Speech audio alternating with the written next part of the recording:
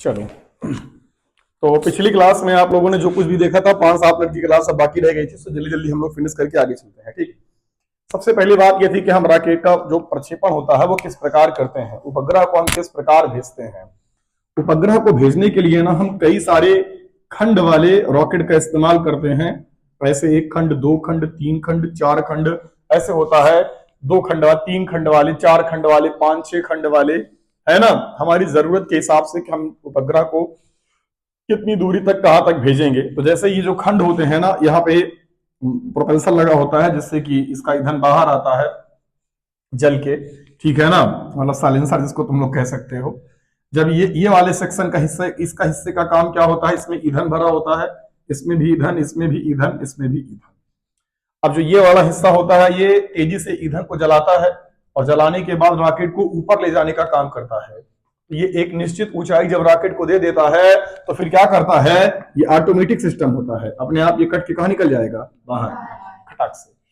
क्यों ऐसा इसलिए कर दिया जाता है, जिससे कि ये बाहर ना जाने पाए। ऐसे 1 सेकंड रुकिएगा। हाँ हाँ हाँ, क्लास में थे, पढ़ा रहे थे।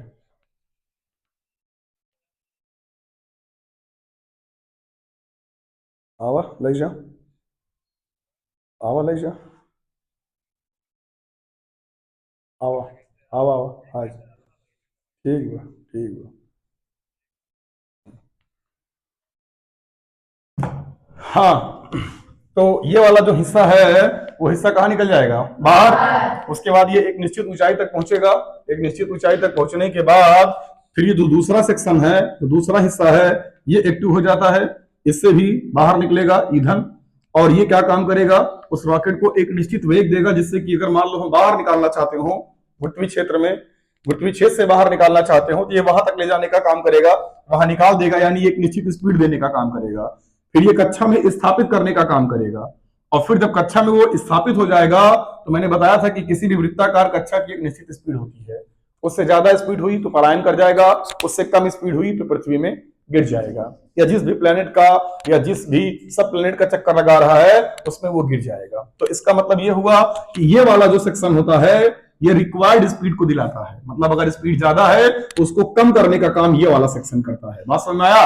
और जैसे जैसे जिस भाग का काम खत्म होता जाता है वो हिस्सा खटाखट गिरता जाता है। ऐसा क्यों करते हैं, क्योंकि भारी होता है और जब हम रॉकेट को भेजते हैं ऊपर तो वहां 1 किलो का वेट भी मायने रखता है। तो हम सोच समझ के पदार्थों का चयन करते हैं, बेमतलब का वेट ऊपर ना जाने पाए। तो जहां पर जिस सेक्शन का काम खत्म होता है वो हिस्सा ऑटोमेटिक कहां निकल जाता है, बाहर। तो ये क्या करेगा, ऊंचाई तक पहुंचाएगा, ये स्पीड देगा, ये कक्षा में स्थापित करेगा और ये उसका वेग कम करेगा। ये एक जनरल बना है, इससे ज्यादा कम भी हो सकता है। मान चला हम पृथ्वी से बाहर निकाल के चंद्रमा की कक्षा में स्थापित करना चाहते हो या मंगल के, तो कई सारे चरण से गुजरना पड़ता है, वो अलग सिस्टम है। बस ये एक ओवरव्यू था, एक खाका था। ठीक, इसके बारे में आप जानते रहिएगा। इसके बाद हमें यह समझना है कि अगर हम कक्षा में स्थापित कर देंगे तो कब वो कक्षा में घूमेगा और कब वो कक्षा को छोड़कर भाग जाएगा। तो हमारा जो उपग्रह है, जैसे कि ये एक उपग्रह है जो पृथ्वी ग्रह का चक्कर लगा रहा है, तो ये हमारा एक ग्रह है और इसके चारों ओर एक, ये जो है ना पिंड या एक उपग्रह जो है, जो कृत्रिम है, मानव निर्मित है, ये इसके चारों ओर चक्कर लगा रहा है। इसका कोई ना कोई वेलोसिटी होगा, कोई ना कोई वेग होगा। तो इसका जो वेग होगा वो 2-3 प्रकार से हो सकता है। पहला, इसका जो हिस्सा है वो क्या हो सकता है, कि हो सकता है कि इसका जो वेग हो वो कम हो। इसका जो वेग है वो कक्षीय वेग से कम है, ठीक है ना। कक्षीय वेग किसे कहते थे, याद है कि नहीं, v बराबर अंडर रूट में जी एम अपान आर। मैंने बताया था पृथ्वी के लिए बात करेंगे तो जी एम ई अपान क्या लिखे थे, आर ई। अगर समीप है तो ऊंचाई से है तो जो स्मॉल आर लिखे थे या कैपिटल आर लिखे थे उसके स्थान पे आर ई प्लस क्या लिख देंगे, ये मैंने बताया था। अब यह हो सकता है कि जो ये वेग है, ये वेग कक्षीय वेग से ज्यादा हो पर पलायन वेग से क्या हो, कम। या हो सकता है कि उसका जो वेग है वो एक सेकेंड, मैंने कहा हो सकता है कि कक्षीय वेग के बराबर हो, उसका वेग कक्षीय वेग के बराबर हो जाए, या कक्षीय वेग से ज्यादा और पलायन वेग से कम हो जाए, और हो सकता है कि उसका वेग पलायन वेग से क्या हो जाए, ज्यादा। हमारे पास इतनी कंडीशन है, या बराबर भी हो जाए तो भी कोई दिक्कत नहीं है। तो हमारे पास 3 कंडीशन मिली। v बराबर ये v नॉट आया, और अगला था जो v का मान वो v नॉट से बड़ा था और ve से क्या था, छोटा। और अगली कंडीशन थी कि v का मान था बड़ा ve से, इसके वेलोसिटी यानी पलायन वेग से ज्यादा। तो जो पहली कंडीशन है, मैंने रॉकेट को छोड़ा और उसका वेग कच्ची वेग से कम है। देखो, अगर आप पिछले क्लास को कोरिलेट नहीं कर पा रहे हो, अब अगर आपको याद नहीं आ रहा कि कच्ची वेग क्या है, आप फील नहीं कर पा रहे हैं, पलायन वेग क्या है, कैसे स्थापित करेंगे, कच्ची वेग का मान कितना होता है, कैसे निकालते हैं, तो मैं आपसे बार बार कहा हूं कि आप एक दिन का समय निकाल के पूरी क्लास 2 की स्पीड में करके देख लीजिएगा, थ्योरी वाली। ये आपका अपना होमवर्क है, कर लेंगे तो चीजें एकदम अच्छे से हो जाएंगी कवर, क्योंकि आज इस चैप्टर का आखिरी दिन है, ठीक है ना। और अगर नहीं करते हैं तो आप जाने, आपका काम जाने। इस थ्योरी के बाद एक थ्योरी है भारहीनता, उसके बाद हम आपको कराएंगे सवाल। तो इसलिए अब आपकी मर्जी है, आप जो करें। तो हमने क्या कहा कि अगर v0 से कम है, कच्ची वेग से कम है, कच्ची वेग वह वेग ही है जिससे पिंड कक्षा में स्थापित हो पाता है। इसका मतलब यहां पर क्या होगा, यहां जो हमारा पिंड है वो परवलयाकार है, तो परवलयाकार पथ पर वो चक्कर लगाएगा, या तो दीर्घवृत्ताकार पथ पर चक्कर लगाएगा, दीर्घवृत्ताकार। यानी अगर हम पिंड को यहां से पृथ्वी तल से प्रक्षेपित कर दिए इस वेग से, कच्ची वेग से कम वेग से, ये इसी में से घूमेगा, घूमते घूमते धड़ से गिर पड़ेगा, यानी वो अंत में गिर जाएगा। कहां गिर जाएगा, पृथ्वी सतह पर, समझे ना। पृथ्वी सतह पर, ओहो हमको लग रहा है हम बाहर लिख दे रहे हैं, हमको दिख ना रहा होगा, है ना, ये दिख रहा है कि नहीं, दीर्घवृत्ताकार। अब यानी ये वाला जो स्थिति है, इसमें पिंड गिर जाएगा। ये बात आप याद रखिएगा बस कि वो गिर जाएगा, ठीक है ना, परवलयाकार पथ को अपनाएगा और वो गिर जाएगा। दूसरी कंडीशन क्या है, v बराबर v0, यानी वो कच्ची वेग से ही घूम रहा है, ठीक, जितना रिक्वायरमेंट थी, जितनी जरूरत थी उतना ही वेग है, तो इसमें वो वृत्ताकार पथ को अपनाएगा और ग्रह का क्या लगाएगा, चक्कर। लेकिन अगली बात क्या थी, अगली बात क्या है कि कच्ची वेग से ज्यादा हो गया, लेकिन पलायन वेग से कम है। मैंने कहा छोड़ के भाग तब जाता जब पलायन वेग से क्या होता, ज्यादा, गिर तब जाता जब कच्ची वेग से क्या होता, कम। यह मामला क्या है, न कच्ची वेग से कम है और न पलायन वेग से ज्यादा। यहां पर पिंड, जैसे ये मेरा ग्रह है, इसके चारों ओर दीर्घवृत्ताकार पथ पर चक्कर लगाएगा, तो इसका जो पथ होगा वो कैसा होगा, दीर्घवृत्ताकार। अगर कच्ची वेग से क्या हो, ज्यादा, और पलायन वेग से क्या हो, कम, ठीक है ना, चक्कर लगाता रहेगा। लेकिन एक कंडीशन और है, हमने कहा कि वेग पलायन वेग से ज्यादा हो जाए, तो ऐसा नहीं कि छोड़ते ही मान टुर हो जाएगा, नहीं, ऐसे चक्कर लगाएगा टर से भाग जाएगा, समझ गए ना। यानी यहां पर जो भागेगा उसका जो पथ होगा वो होगा अति परवलयाकार। वो अति परवलयाकार पथ पर चक्कर लगाते लगाते क्या कर जाएगा, पलायन, यहां भाग जाएगा, पलायन कर जाएगा। लेकिन किस पथ पर पलायन करेगा, अति परवलयाकार। यहां पर किस पे करेगा, परवलयाकार या दीर्घवृत्ताकार, यहां पर दीर्घवृत्ताकार और यहां पर वृत्ताकार। इन कंडीशनों को देख के आपसे पूछ सकता है, आप सोचिएगा अभी मत कि आपसे पूछेगा नहीं, जरूर पूछ सकता है, इसमें आपसे प्रश्न आ सकते हैं। इसलिए आप याद रखिएगा कि कौन कौन सी कंडीशन है। तो कंडीशन 1, कंडीशन 2, कंडीशन 3 और ये क्या रही, कंडीशन 4। चारों कंडीशन आपको याद रहेगी, याद रहेगी ना। बनाइए फटाक से 30 सेकंड के अंदर, फटाक से स्पीड में बनाइए, क्यों आप समय खराब करेंगे, जल्दी बनाइए फटाक से। बना लिया, तो यार मजाक बना कर दिए हैं।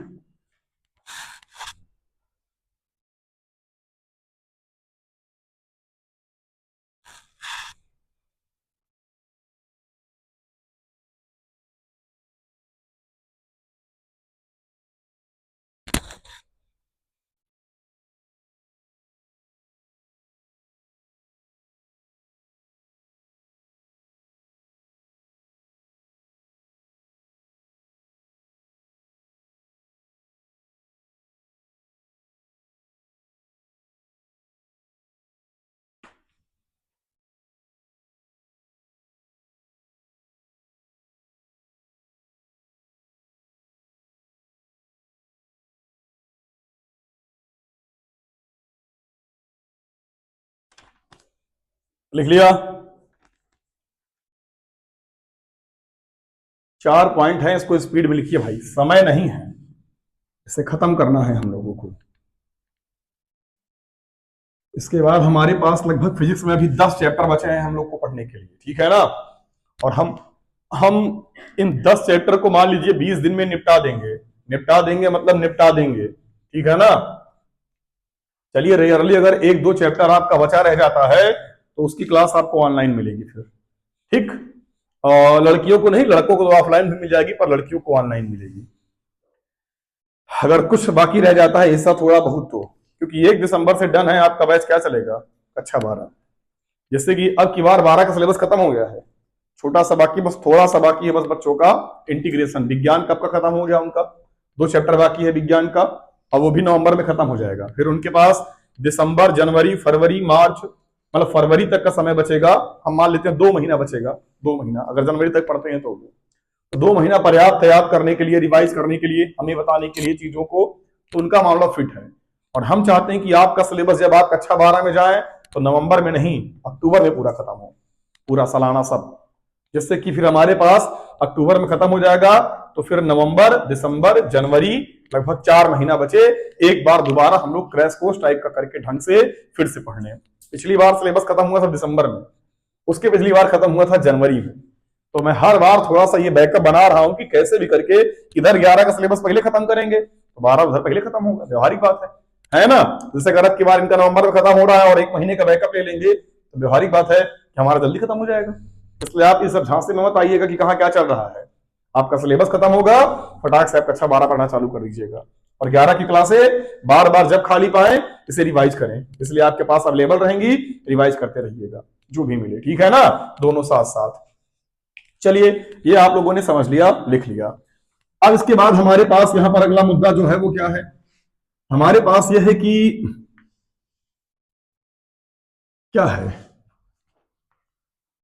हाँ, हमारे पास है कि भारहीनता का मतलब क्या होता है। तो आप हेडिंग डालिएगा भारहीनता, हेडिंग डालिएगा भारहीनता, ठीक है ना। भारहीनता ये क्या है, इसका मतलब क्या है समझिएगा। नीचे लिखिएगा किसी तल पर खड़े व्यक्ति, किसी तल पर खड़े व्यक्ति का वास्तविक भार, किसी तल पर खड़े व्यक्ति का वास्तविक भार उस पर कार्यरत पृथ्वी के, उस पर कार्यरत पृथ्वी के गुरुत्वाकर्षण बल, उस पर कार्यरत पृथ्वी के गुरुत्वाकर्षण बल के बराबर होता है। गुरुत्वाकर्षण बल के बराबर होता है, जबकि व्यक्ति को अपने भार का अनुभव, जबकि व्यक्ति को अपने भार का अनुभव,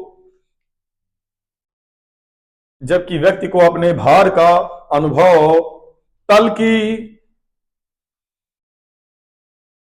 जबकि व्यक्ति को अपने भार का अनुभव तल की प्रतिक्रिया के द्वारा होता है।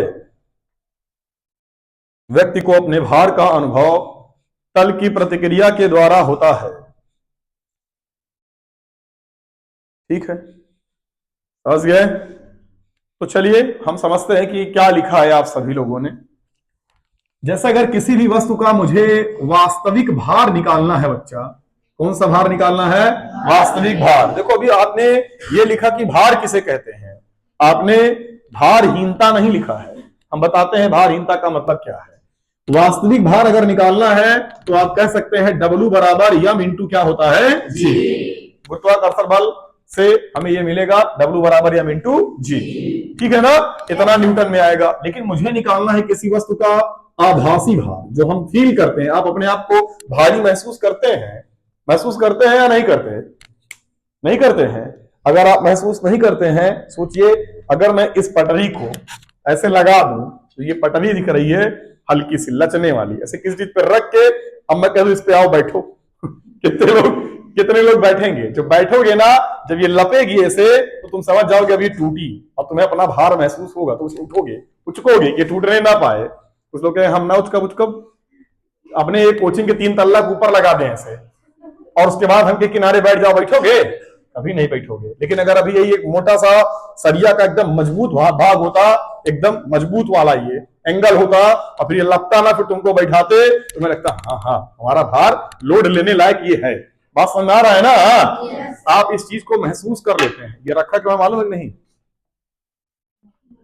ऐसे मारे खबराई फूट जाएगी है ना, इसीलिए रखे जिससे यहां से वहां तक पहुंच जाए, दूर तक। समझ में आया, मारे नहीं को दिन नहीं सोच रही हो क्या। चल तुम्हारी इच्छा पूरी कर देंगे। तो आभासी भार अगर मुझे डब्ल्यू डैश का मान निकालना है तो डब्ल्यू डैश का मान वही होता है जो हमें प्रतिक्रिया मिलती है, यानी कैपिटल आर। तो डब्ल्यू डैश का मतलब प्रतिक्रिया, जो आप बल लगाए उल्टा आपको महसूस हो। अभी छाते पर से आपको नीचे फेंक दें, आपको अपना भार महसूस नहीं होगा। सच में कह रहे हैं, नहीं होगा। चेक करना हो तो बताओ, भौतिक विज्ञान का प्रैक्टिकल तुरंत हो जाएगा। ले चले छत पर से फेंक दें, भार का अनुभव तब तक नहीं होगा जब तक आप रास्ते में रहेंगी। जमीन पे गिरेंगी तो अनुभव होगा, है ना, कि अपने भार के कारण हाथ गोड़ घूसा हो गया। भार से नीचे टकराएंगे आप अपने भार से, फिर प्रतिक्रिया बल आपको मिलेगा, फिर आप टूट टाट जाएंगे। तो पहले बताइए समझ में आ रहा है नहीं आ रहा है? yes, अभी आपने पूरी क्लास में कोई भारहीनता को महसूस नहीं किया होगा, मैं जानता हूं। महसूस किया है? होती है कभी कभी, जब आप झूलने पे जाते हैं झूलने, तब जब झूलना नीचे आता है तो भारहीनता महसूस होती होगी, लगता होगा आत्मा परमात्मा में विलीन होने वाली है ना, सब उड़ने वाला है, ऐसा फील होता होगा। मैंने आज तक ये डेंजर काम नहीं किया भाई। हमने कहा ना ना, पता चला झूलना झूलने के मर गए मर गए, इस बात की दिक्कत नहीं है, बेइज्जती कितनी होगी, झूलना झूलने मर गए। तो इसलिए हमने कहा भाई ये स्टंट नहीं करना है जीवन में, ठीक है। तो इसलिए आज तक ये बता रही, हम ऐसे बैठे हैं, हमें कुछ नहीं होता, आपको कहां होगा, आप खतरनाक है मैडम है ना। या गांव वाला झूलना झूला है हमने, इसलिए मैं ये फील किया हूं हल्का फुल्का। जो पटरा बांध के इधर दम लगा खेलते झांक भर जाता है, उधर खेलते घर आता है, ये खेला खेल लिया, उसके लिए उस वाले झूलने में तो आसान है ना। इसमें टूट फूट होती रहती है, रस्ते से टूटती रहती है, हाथ गोड़ भूसा होता रहता है। गाँव में ये कांड नॉर्मल बात है। गुड़िया कोई त्योहार होती है जानती हो? अरे नाग पंचमी है ना, उसी में ये झूलना झूलते हैं लोग। तो ये कुल मिला के ये समझना था कि आभासी भार हमें अपने प्रतिक्रिया से मिलता है। किससे? प्रतिक्रिया से। और वास्तविक भार क्या है? एम इंटू जी। अब अपने को करना क्या है? भारहीनता। कहां मुझे भार महसूस ना हो, जहां भार का मान, आभासी भार का मान 0 हो जाए, हम बोलेंगे वस्तु भारहीनता की स्थिति में आ गई। वहां उसको अपने भार को महसूस नहीं कर रही है, मतलब वो अपने भार को महसूस नहीं कर रही है, ठीक है। यानी जहां पर प्रतिक्रिया बल का मान 0 हो जाए, ठीक है। अब आप सोचिए, अगर मैं पृथ्वी के केंद्र पे चला जाऊं, कहां चला जाऊं? पृथ्वी के केंद्र पे। मैंने बताया था जी का मान 0 होता है, और अगर वहां हम भार निकालें, वह वास्तविक भार का मान टर्म से 0 आ जाएगा। आभासी तो बातें छोड़ दो, इसका मतलब पृथ्वी के केंद्र पे जाने पे हमें भार महसूस नहीं होगा, यानी ये भारहीनता की संकल्पना पृथ्वी के केंद्र पर है। तो केंद्र पर, पृथ्वी के केंद्र पर किसी भी वस्तु का भार क्या होता है? 0। तो भारहीनता अगर महसूस करनी है तो आपको कहां जाना पड़ेगा? पृथ्वी के केंद्र पर। अभी ऐसी कोई व्यवस्था नहीं है, आज तक कोई नहीं गया है। कुछ लोग कहेंगे नहीं जा सकते हैं गड्ढा खोद के, ऐसा बिल्कुल नहीं है, ठीक है ना। अगर पृथ्वी के एक सुरंग कर दी जाए, एक गड्ढा कर दिया जाए जो केंद्र के कोर के आर पार हो जाए, समझ लो मजा आ जाएगी। संभवतः यह कहा जा सकता है कि अगर कोर को डैमेज कर दिया गया तो पृथ्वी से जीवन समाप्त हो जाएगा टक से, क्योंकि पृथ्वी की जो इलेक्ट्रोमैग्नेटिक फील्ड है वो डिस्टर्ब हो जाएगी, और उसके डिस्टर्ब होने से स्पेस से आने वाला रेडिएशन सीधे सतह पर आने लगेगा, और जब पृथ्वी की सतह पर आएगा तो सतह वाले लोग सीधे स्पेस में जाने लगेंगे ऊपर, खत्म हो जाएंगे सारी वनस्पतियां, सारे लोग स्वाहा हो जाएंगे और पृथ्वी से जीवन समाप्त हो जाएगा, ठीक है। तो पृथ्वी से जीवन समाप्त करना तो चंद सेकंडों का काम है, ठीक है। एक तरफ से बराबर से लोग खत्म हो जाएंगे, बस कुछ नहीं करना है, अपना कोर डैमेज कर दीजिए बस। बड़े बड़े बम, बड़े बड़े सब किसी काम के नहीं है, ठीक। जैसे हमारे अगल बगल में चुईया देश है जो बेचारे बम नहीं बना पा रहे हैं, जिनको लोग परेशान किए हुए मार कंटाप लगाए हैं बड़े देश वाले, वो सब क्या करें। हमको तो लगता है उन लोग को बस एक सुरंग करनी चाहिए अपने देश में धाड़ आके, बिना बुद्धि लगाए, उसके बाद फिर रोज धमकियां रहे सबको, मूड ना खराब करे, है ना, नहीं कोर डैमेज कर देंगे, है ना। हम तो जाएंगे तो महूक ले जाएंगे, इसलिए खाना पहुंचाओ, इसलिए दवाई पहुंचाओ, स्कूल बनवाओ हमारे यहाँ, समझ लो, है ना। ये कर सकते हैं, पर इंटरनेशनल राजनीति बहुत खतरनाक है। कभी आप आईआर पढ़ेंगे तो आपको वो लगेगा कि खेत हमारा, इंजन हमारा, टुल्लू हमारा, लेबर हमारे, और क्या बोएंगे ये डिसाइड करेगा पड़ोसी। ये है इंटरनेशनल राजनीति। कसम से आप पढ़ेंगे तो आपको लगेगा संप्रभुता का मतलब कुछ है ये नहीं है, नहीं है। मतलब जैसे गांव में कोई जबरदस्ती किसी का खेत जाए उठा लाए, सामान उठा लाए, ये काम चल रहा है। जैसे भी देखो, अभी ट्रंप जी क्या कहते हैं अक्सर कि अगर इंडिया उनसे हथियार खरीदेगा तो इनके ऊपर हम प्रतिबंध लगा देंगे। अब सोचो ये क्या चल रहा है, ये क्या मूर्खता है। ये तो गांव वाले पागल लोग करते हैं ना, कि अगर उनके गैस तो बोलबो तो पानी नहीं देवे खेत में पानी देना बंद कर देंगे, ऐसे करते हैं ना। और गांव में ऐसे लोग को कहते हैं मानसिक रोगी, और यही इंटरनेशनली भी हो रहा है। सोचो, बस वहां पानी के बदले हथियार है, पानी के बदले रोजगार है, पानी के बदले जानते हो ना सामान है, टेक्नोलॉजी है, मतलब ऐसा काम कर रहे हैं। सोचो, एक देश ऐसा था जिसने कहा परमाणु बम बनाएंगे, तो बड़े देशों ने क्या कहा, अच्छा तो आप परमाणु बम चोरी हो गए, तो अब तुम बना के रखो, तुम्हारा चोरी हो गया, तो कह रहे हमारा सुरक्षित रहेगा, तुम्हारा चोरी हो जाएगा। मतलब समझ रहे हो? तो इस टाइप के लोग कह रहे तुम गैर जिम्मेदार हो। और उससे भी बड़ा एक आदमी खतरनाक है जो बम लेके टहल रहा है, वो सबसे ज्यादा गैर जिम्मेदार है। अक्सर कहता है हाथ में बटन लिए, समझ लो मुंह खराब के दबा देंगे, उसका वो नहीं उखाड़ पा रहे हैं। बताओ क्या लिए? क्योंकि बना लिया है। जो नहीं बनाया उसको बनाने नहीं दे रहे हैं, खुद बना रहे हैं। मतलब कोई नियम नहीं है, सबको कह रहे परमाणु बम ना बनाओ, वातावरण के लिए खतरनाक है, और खुद परीक्षण कर रहे हैं। तो ये है भाई दुनिया, या ऐसे ही काम चलता रहता है। लेकिन आप हेडिंग डालिएगा भारहीनता। बस 5 मिनट, बस 5 मिनट नीचे आ रहे हैं, है ना? तो आप लिखिएगा नीचे, उसी के आगे लिखिएगा, जब किसी व्यक्ति का वास्तविक भार, वास्तविक अथवा आभासी भार, जब किसी व्यक्ति हो या कोई भी चीज हो, पेन मारकर कुछ भी हमने व्यक्ति बोल दिया, जब किसी व्यक्ति या वस्तु का आभासी भार, जब किसी व्यक्ति, वस्तु या पिंड का आभासी भार या वास्तविक भार, आभासी भार या वास्तविक भार शून्य हो जाए,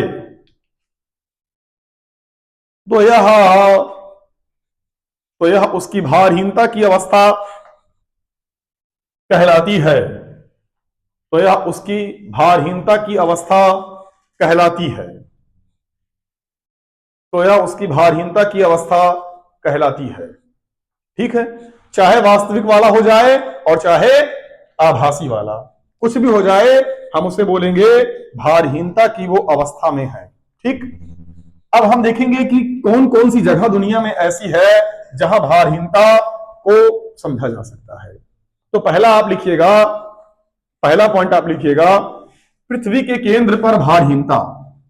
अब इसको समझाना क्या है? पृथ्वी के केंद्र पर वास्तविक भार का मान शून्य है, इसलिए वहां भारहीनता को महसूस किया जा सकता है। तो पहला पॉइंट, पृथ्वी के केंद्र पर भारहीनता, आपको अपना भार महसूस नहीं होगा। अभी आपको हम एक चैप्टर पढ़ाएंगे सरल आवर्त गति, फिर वहां हम आपको एक कमाल की चीज दिखाएंगे कि अगर पृथ्वी के केंद्र में सुरंग कर दी जाए, ठीक है ना, एक पार से दूसरे पार तक, या केंद्र पे छोड़ के किनारे भी सुरंग कर दी जाए, तो जो ट्रांसपोर्टेशन होगा वो कम से कम ऊर्जा को खर्चा करके किया जा सकता है। ऐसे ये हमारी पृथ्वी है, यहां पर हम सुरंग करेंगे और यहां से हम पिंड को छोड़ेंगे, सट्ट से यहां पहुंच जाएगा, और यहां छोड़ेंगे, सट्ट से यहां पहुंच जाएगा, बिना कुछ किए अपने आप आएगा और जाएगा, यानी तेल पेट्रोल सब बच जाएगा। ना के बराबर ऊर्जा खर्च करके हम जल्दी से जल्दी पृथ्वी के एक छोर से दूसरे छोर तक जा सकते हैं। यानी भविष्य में कभी ट्रेवल का ये भी एक जरिया हो सकता है। ऐसे मैं पहले कभी बताया करता था, सन 2012, 13, 14, 15, 16, आज से करोड़ों साल पहले, मेरे बचपन में जब मैं कुछ पढ़ाता था। लेकिन अब वास्तव में ये टेक्नोलॉजी आ गई है जिसका नाम है हाइपरलूम टेक्नोलॉजी। उसमें जानते हो ना, एक सुरंग करके, निर्वात उत्पन्न करके इधर से एक पिंड को फेंका जाता है स्पीड से, और उस तरफ एक डिवाइस लगा होता है, वो उसको कैच कर लेता है, एक यंत्र होता है ना, और बीच में कोई अवरोध नहीं, जो दूरी हजारों किलोमीटर की है वो कुछ घंटों में कवर की जा सकती है। तो अब इसका वास्तविक वर्जन आ गया है, एग्जैक्ट यही नहीं पर इसका थोड़ा संशोधित रूप। तो कभी भी बहुत कुछ बदलेगा दुनिया में, बस टेक्नोलॉजी है, ये अपडेट होती रहती है। हम बता देंगे आपको हाइपरलूम क्या है, पर अभी आप देखिए पृथ्वी के केंद्र पर क्या होती है, भारहीनता। क्यों भारहीनता होती है? क्योंकि वहां पर वास्तविक जी का मान क्या है, 0, और जी का मान 0, तो वास्तविक भार ऑटोमेटिक क्या हो गया, 0। तो वास्तविक भार 0, तो प्रक्रिया ऑटोमेटिक क्या हो जाएगी, 0। इसके 0 होने पे तो ना नुकुर करना ही नहीं है, भारहीनता आ जाएगी। पर इसके 0 होने पर भी क्या आएगी, भारहीनता। और ये वाला कहां होता है, उपग्रहों में। जो मानव निर्मित उपग्रह हैं, जो यहां से छोड़े जाते हैं, जो पृथ्वी का चारों ओर क्या लगाते हैं, चक्कर, उनमें भी भारहीनता होती है। तो पॉइंट नंबर 2 लिखिएगा। अरे यार ये 1 था, पॉइंट नंबर 2 लिखिएगा। 2 में कृत्रिम उपग्रह में भारहीनता, कृत्रिम उपग्रह में भारहीनता, कृत्रिम उपग्रह में भारहीनता, कृत्रिम उपग्रह में भारहीनता। देखो, जैसे अगर ये मान लीजिए कि पृथ्वी है और इसके चारों ओर यहां पर कोई पिंड ये चक्कर लगा रहा है और यहां पर कोई व्यक्ति खड़ा है, तो इसका जो भार है m इंटू जी वो कहां कार्य करेगा, नीचे। अभिलंब प्रक्रिया कहां कार्य करेगी, ऊपर। और ये ए त्वरण से कहां गिर रहा है, नीचे। ऐसा महसूस होता है हमें, ठीक है। अब ऊपर जो मैंने जी लिखा है ना, वो जी ना लिख के आप जी डैश लिखेंगे, क्योंकि जी सतह पर होता है। पृथ्वी तल से ऊंचाई पर जाने पे जी के मान में परिवर्तन होता है यार। जी का मान घटता है और नीचे जाने पर भी घटता है, मैंने पढ़ाया था। जी डैश बराबर जी अपान 1 प्लस एच अपान आर का होल स्क्वायर। इसलिए मैंने कहा रिवाइज कर लेना, नहीं सब भूल जाओगे, चैप्टर पूरा व्यर्थ हो जाएगा आपका। अब आगे देखिएगा, तो हमने क्या कहा, यहां भारहीनता निकालना है, तो नीचे गिर रहा है, मतलब ले जाने वाला कौन है, एम जी डैश, माइनस रोकने वाला कौन है, आर, मिला कौन, एम इंटू ए। ये कैसे होता है मैंने मैकेनिक्स में पढ़ाया है। आज मैं इस पे टाइम खराब नहीं करूंगा अपना, इसको उधर उसको उधर। हाँ, जो ऑनलाइन देख रहे हैं वो इंतजार करें, मैकेनिक्स वाला वीडियो कभी आएगा करोड़ों साल बाद, फिर देख लेंगे। जब 11 का नया बैच आएगा पढ़ाएंगे तो उसमें अपना देख लेंगे। ये उधर जाएगा, बराबर क्या आ जाएगा, आर, यानी मैं आर बराबर यहां से एम कॉमन ले लिया, मुझे जी डैश माइनस क्या मिलेगा, ए। तो आर बराबर एम, जी डैश माइनस क्या मिला हमें, ए। अब एक बात सोचो, ये मुझे प्रतिक्रिया मिली, अगर यही जीरो मिल जाए, यही आर का मान क्या मिल जाए, जीरो, तो हम कहेंगे वही खेला, वही खेला मतलब अबे भारहीनता हो गई। तो आओ देखते हैं भारहीनता कैसे हो जाएगी। मैं एक बात करता हूं, मैं ऊपर वाला हिस्सा मिटा दे रहा हूं, ठीक। इसको आप लोग लिखा होगा, ये लिखा था ना, कुछ नहीं लिखे थे, वो ऐसे देख रहे हैं, तो करो इसको, हो देखो इधर। तो अगर मैं कहूं कि एफ बराबर मुझे निकालना है, ठीक, एफ बराबर, तो एफ बराबर एम इंटू क्या होता है, ए। कभी पढ़ा है, यानी तुम कह सकते हो ए बराबर एफ बाई एम। और एफ बराबर तुम बताओ क्या होता है, नहीं बताओ, तो एफ बराबर G M E M upon R. कभी पढ़ा है, G M E M upon R या आर ई का स्क्वायर। आप जो भी कह सकते हो जी एम ई अपान आर ई का स्क्वायर, ये पढ़ा कि नहीं पढ़ा है। लेकिन अगर ये पृथ्वी तल से एच ऊंचाई पर है, तो यहां आप लिख सकते हैं आर ई प्लस एच का होल स्क्वायर, इधर भेज दो, तो एफ बटे एम बराबर आएगा जी एम ई upon R E plus H का होल स्क्वायर। ये किसके बराबर है, ए के बराबर। किसके बराबर, यानी उपग्रह में जो पिंड नीचे गिर रहा है उसके लिए त्वरण का मान, यानी ए का मान जो आएगा वो जी डैश के बराबर आएगा, और उसका मान है जी एम ई upon R E plus H का होल स्क्वायर। याद करो, जी एम ई बराबर जी आर स्क्वायर पढ़ा तक नहीं, छोड़ो, ये ए बराबर लिखा है और ये जी डैश लिखा है, क्या लिखा है, जी डैश, क्योंकि पृथ्वी तल से ऊंचाई पर जाने पे जी डैश का मान हो जाएगा जी एम ई अपान आर ई स्क्वायर। देखो जी बराबर जी एम ई अपान आर ई स्क्वायर पढ़ाया कि नहीं पढ़ाया, यह ऊंचाई पर जाओगे तो यही बन जाएगा आर ई प्लस एच का होल स्क्वायर, और ये बन जाएगा जी डैश, यानी मैंने इसके बदले क्या लिख दिया, जी डैश। और अब यहां देखो आर बराबर यम और जी डैश माइनस जी डैश, ये जीरो हुआ और गुणा कराया, फट से क्या आया, जीरो। इसका मतलब यहां पर भारहीनता का मान क्या हो गया, आ गया ना। यानी उपग्रहों के अंदर भारहीनता होती है, यानी अगर वहां कोई चीज रख देंगे तो नीचे नहीं गिरेगी, ऐसे अटकी रहेगी। उपग्रहों में कौन से उपग्रह में, कृत्रिम उपग्रह जो मानव निर्मित होते हैं उनमें। पर एक बात समझिएगा, इसकी वजह से सोचो, अगर उसमें मैं कोई रस्सी, एक रस्सी थी, उससे पतली से धागे से मैंने 100 किलो का पिंड लटका दिया, तो क्या रस्सी तन जाएगी, नहीं तनेगी ना। मैं कुछ भी उठा लूं उसके अंदर, क्योंकि उसमें भार है ही नहीं ना। मैं जहां पे भारहीनता उसके अंदर मैं ट्रक पे से उंगली उठा लूंगा, कोई दिक्कत नहीं होगी। बात समझ में आ रहा है ना। यानी अगर मैं कह दूं कृत्रिम उपग्रह के भीतर किसी रस्सी के अंदर तनाव का मान, तो कितना होगा, शून्य होगा ना। एक व्यक्ति है, उसके अंदर रखी है मशीन भार नापने वाली, गया चढ़ गया, बताओ उसका द्रव्यमान कितना बताएगी, शून्य। बात समझ में आ रहा नहीं आ रहा है। एक लोला कैसे छोड़ दिए टन से, बताओ क्या जाएगा आगे, जावे नहीं करेगा, जहां छोड़ दे वही पड़ा रहेगा, यानी कभी जिंदगी में आगे नहीं जाएगा। तो एक चक्कर लगाने लगा समय क्या कहलाता है, आवर्तकाल। गधेड़ा लोला कैसे होता है, ऐसे घूमता रहता टन्ने टन्ने टन्ने, घड़ी उड़ी नगर में देखिए ना। अब उपग्रह के अंदर लटकाए, गया और आया, जो समय लगा क्या कहलाएगा, आवर्तकाल। खींच के छोड़े हमके, जा भी नहीं करेगा, वही पड़ा रहेगा ना। जाने में समय अनंत, मतलब उसका आवर्तकाल कितना हो गया, अनंत। तो उपग्रह के अंदर अगर कोई लोलक है, उसका आवर्तकाल कितना होगा, अनंत। एक आदमी गिलास लिया पानी, उल्टा कर लिया, पानी गिरेगा नीचे, यानी गिलास में पानी पिया नहीं जा सकता, थूक दोगे तो नीचे गिरेगा, वही अटका रहेगा, ठीक है ना। ऐसा रोगे तो आंसू नीचे नहीं आएंगे, ऐसे वहीं पड़े रहेंगे, और लटके रहेंगे। इसीलिए मैंने कहा था ग्रेविटी मूवी देख लेना, देखोगे तो उसमें दिखाया है वो जो नायिका है, हीरोइन है ना। आज उसमें है नायिका मतलब कौन, तो उसमें जितने बाकी मेंबर्स हैं वो सब मर जाते हैं, तो आखिरी में नायिका अकेले बचती है। फिर जब अकेले बचेगी तो ऑब्वियस सी बात है बेचारी रोएगी ना, बेचारी हाँ रोएगी। जब रोती है तो फिर दिखाता है कि वैसे हवा में उड़ता है। ठीक, बहुत बोरिंग पिक्चर है, आप देखेंगे आपको मजा नहीं आएगी, आपको चाहिए मार धाड़, वो क्या बोलते हैं झुकेगा नहीं साला और खड़ा नहीं होगा जाएगा नहीं, आपको ये सब देखने में मजा आएगी। लेकिन देखा करें ऐसी मूवी देखा करें जिससे मजा आती है आपको, है। और इसी प्रकार जानते हैं ना, अगर कोई व्यक्ति कोई चीज को फेंक दे तो अपनी गति को नियंत्रित नहीं कर सकता, और इसी प्रकार बहुत सारे हैं। लेकिन हमारे पास एक पगड़ा है जिसका नाम है चंद्रमा, चंदा मामा तुम्हारे। मामा जी क्या जानते हो क्या दिक्कत है, मामा जी क्या दिक्कत ये है कि वहां भारहीनता नहीं है। मैंने तुमको बताया था ना एक मास्टर के बारे में, वो मास्टर जानते हो मैं क्लास में पढ़ा रहा था, पढ़ाते पढ़ाते कारनामा कर दिया। उसने क्या कहा, मैं क्लास में खड़ा होकर सुन रहा था, मेरी क्लास थी फिजिक्स की, वो घुस गया, कहा आज हम पढ़ाएंगे, हीरो बन रहा था, ठीक है ना। और बच्चों को बता दिया, कहा अगर चंद्रमा पे जाओगे और शर्ट उतार कैसे हवा में रख दोगे तो हवा में लटकी रहेगी। भाई साहब चंद्रमा का अपना खुद का गुरुत्वाकर्षण है ना, है ना, वो चीजों को आकर्षित करता है, चीजें नीचे गिरती हैं, और उसका त्वरण होता है G/6 यहाँ का, यानी वहां पे गुरुत्वीय त्वरण आता है, वहां चीजें नीचे गिरती है बशर्ते यहां से धीमे, बस अगर इतना फर्क है, तो चीजों को अपनी ओर आकर्षित करता है, वहां गिरेगी, वहां भारहीनता नहीं है, वहां भार महसूस होता है। पहले बताओ इतना समझ में आया कि नहीं आया? yes, चलिए, तो इस चैप्टर का द एंड होता हुआ, इसमें कुछ सवालें हैं बेहतरीन बेहतरीन, अब सवालें कराएंगे, पहले इसको बंद कर दे फिर सवाल कराएंगे, क्योंकि सवालें अपलोड करने में समय बर्बाद जाएगा, सवाल आप उतारते हैं उतना समय है नहीं कट करना एडिट करना।